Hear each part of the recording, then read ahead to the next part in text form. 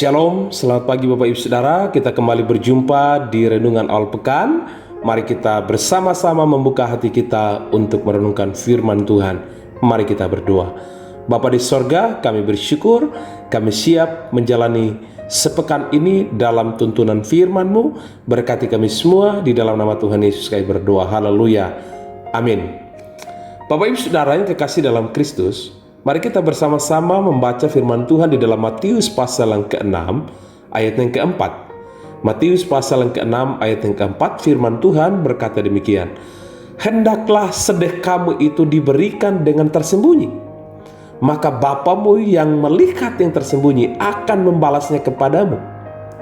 Hendaklah sedekahmu itu diberikan dengan tersembunyi, maka Bapamu yang melihat yang tersembunyi akan membalasnya kepadamu.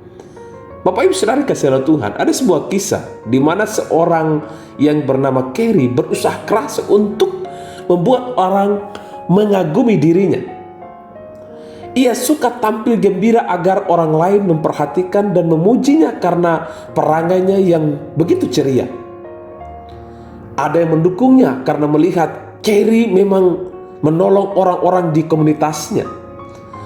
Namun Bapak Ibu Saudara, suatu kali ketika Carey dengan jujur menyatakan, aku memang mengasihi Tuhan, tetapi ada kalanya aku merasa seperti memakai topeng. Perasaan tidak aman yang dimilikinya menjadi alasan di balik hampir semua upayanya untuk terlibat baik di mata orang lain. Dan ia mengatakan sudah jenuh bersikap demikian. Bapak Ibu Saudara, kita semua bisa memaklumi Carey karena tidak seorang pun dapat memiliki motivasi yang sempurna. Kita memang mengasihi Tuhan dan mengasihi sesama. Tetapi terkadang motivasi kita dalam menjalani kehidupan iman kita terkadang tidak lagi murni. Kadang bercampur dengan kerinduan kita untuk dihargai atau dipuji oleh orang lain.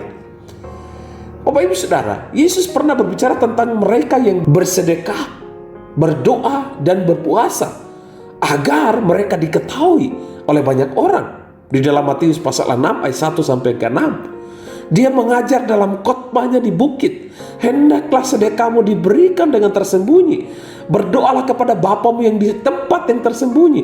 Dan apabila kamu berpuasa, janganlah muram mukamu, supaya orang melihat bahwa kamu sedang berpuasa. Di ayat yang ke-16.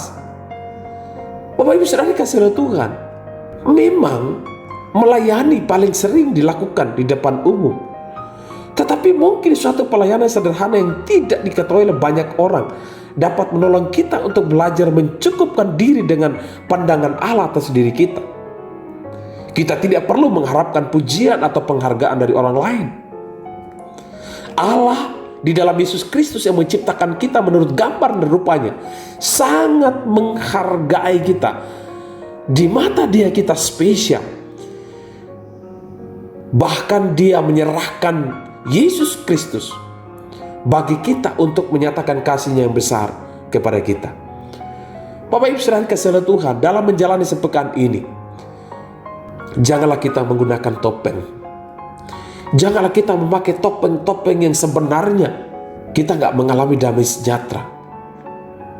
Jangan kita memakai kepalsuan di dalam hidup ini. Apabila kita mengasihi orang lain, apabila kita berbuat baik dengan orang lain, apabila kita melakukan sesuatu, ingatlah motivasi kita benar-benar tulus dan murni di hadapan Tuhan. Maka Bapa di sorga pun Dia sedang melihat, menilai setiap kehidupan kita. Biarlah di awal pekan ini, dalam minggu ini, mari kita menjalani kehidupan kita dalam pandangan Tuhan. Kita melakukan sesuatu yang berguna bagi sesama dengan motivasi yang benar. Mari kita berdoa. Bapa di sorga, kami mengucap syukur. Biarkanlah setiap kami di awal pekan ini, kami boleh diteguhkan oleh firman. Tolonglah setiap kami ya Tuhan, untuk menjaga kemurnian motivasi kami dikala kami bekerja, berusaha, dikala kami belajar, melayani Tuhan, mengasihi orang lain, membantu orang lain. Roh Kudus menolong kami supaya kami tetap melakukan itu dalam ketulusan dengan motivasi yang benar di hadapan Tuhan, agar boleh menjadi kesaksian bagi dunia ini, agar dunia boleh melihat Kristus dalam hidup kami. Kami ucap syukur. Di dalam nama Tuhan Yesus kami berdoa, haleluya, amin. Puji Tuhan Bapak Ibu Saudara, selamat bekerja, selamat berjuang.